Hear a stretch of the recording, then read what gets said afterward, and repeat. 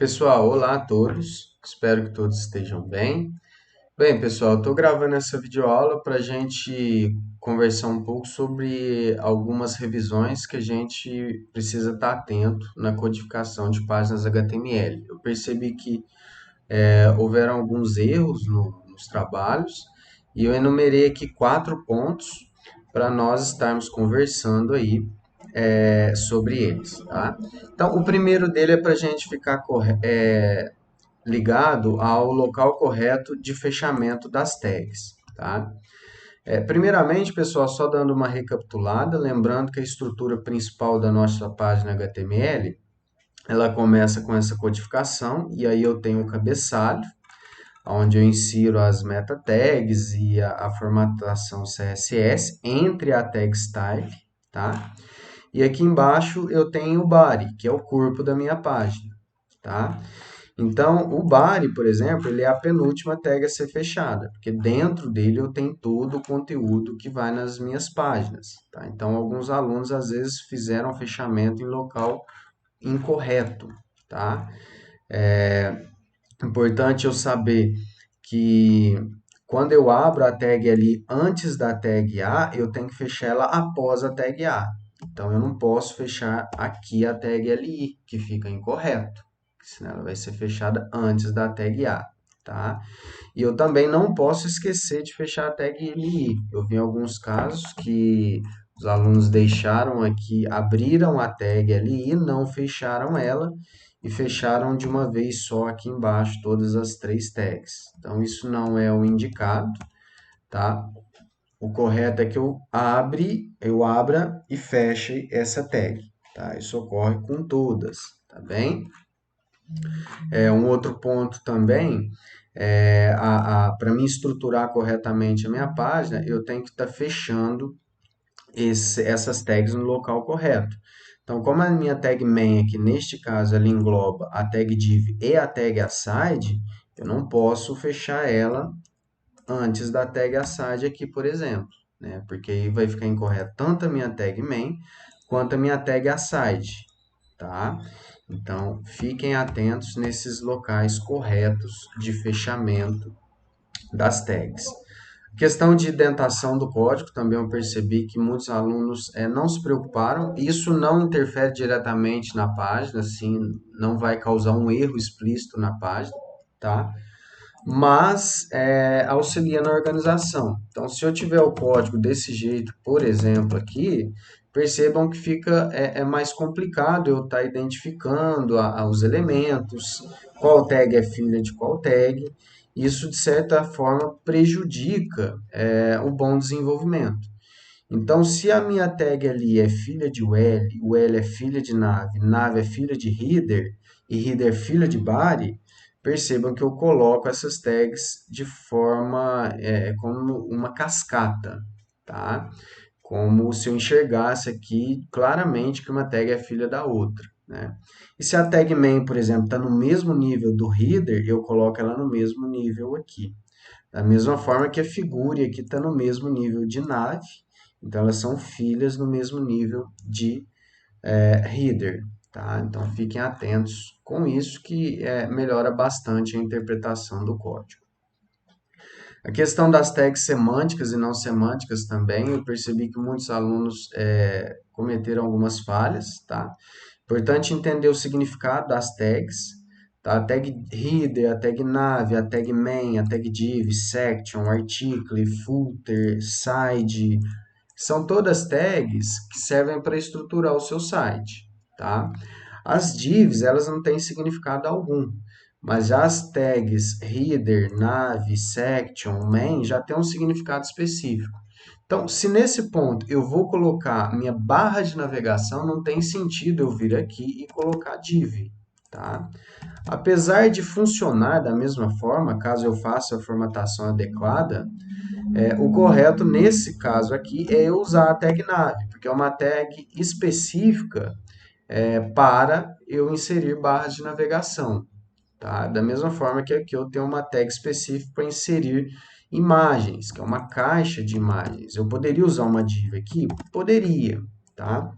Mas, semanticamente falando, fica melhor dessa forma, porque o navegador ou os robôs de busca, ao rastrearem a sua página, já verão que aqui eu tenho uma figura, que aqui eu tenho uma barra de navegação, que aqui eu tenho um cabeçalho, que aqui eu tenho a tag de conteúdo principal, que aqui eu tenho uma seção de conteúdo que é diferente dessa outra seção, e dentro dessa seção eu tenho alguns artigos, né?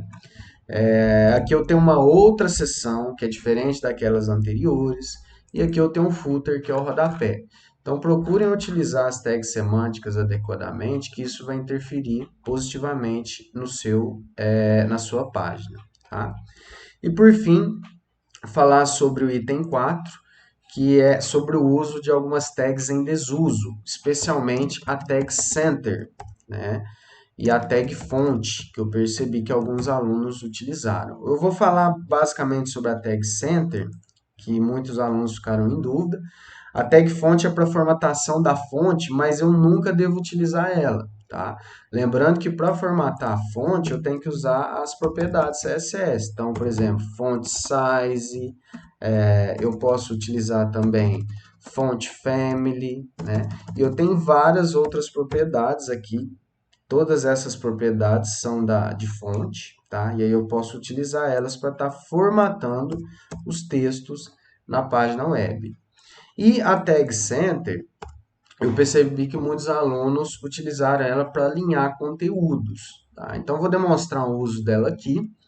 Essa minha página, pessoal, reparem que eu tenho uma imagem aqui. Deixa eu só exibir para vocês essa página.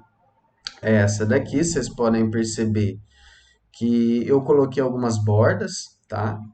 Vocês podem perceber aqui que eu coloquei algumas bordas verde, vermelho e blue só para nós vermos melhor esses conteúdos, esses elementos HTML, tá?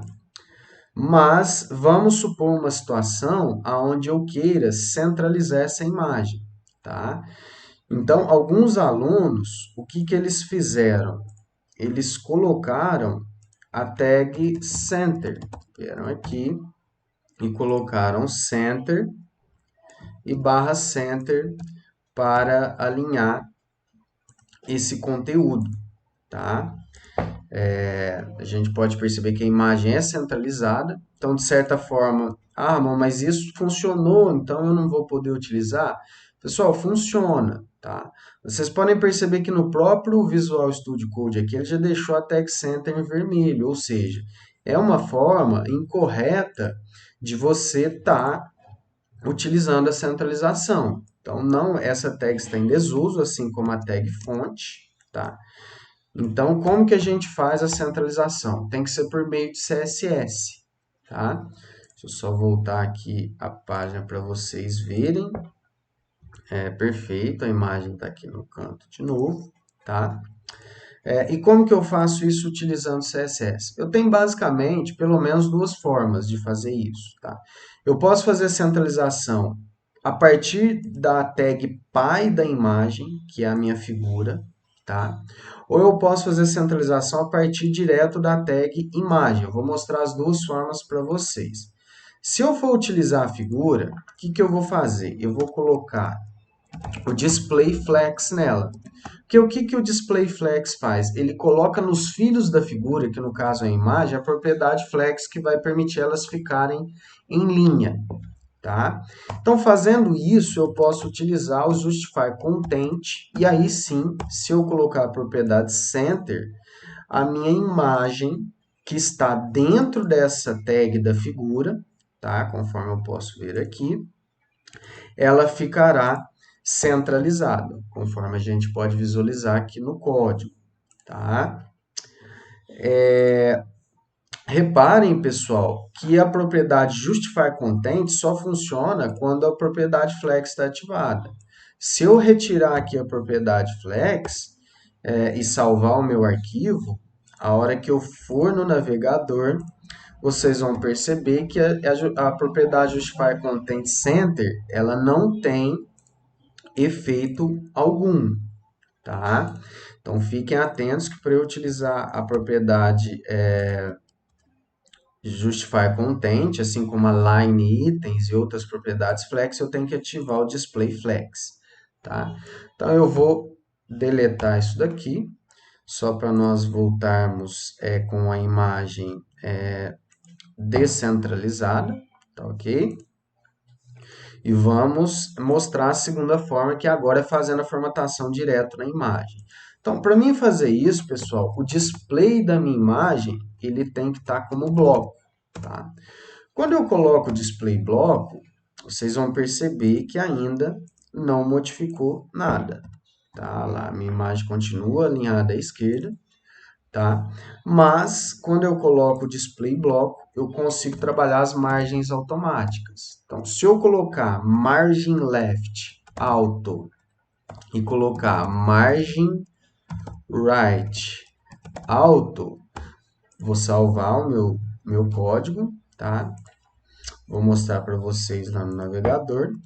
Vocês vão perceber que a imagem ficou centralizada. O que significa o margem left alto e margem right alto? Significa tanto da esquerda, margem left, quanto da direita, margem right, eu vou ter um tamanho automático, né?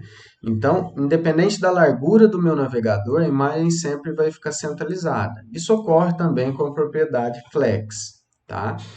E eu até prefiro, pessoal, para simplificar, colocar direto aqui a propriedade margem zero alto, porque aí ele vai colocar tamanho a margem automática nos quatro bordas, tanto na direita quanto na esquerda, quanto no topo, quanto na parte inferior, tá?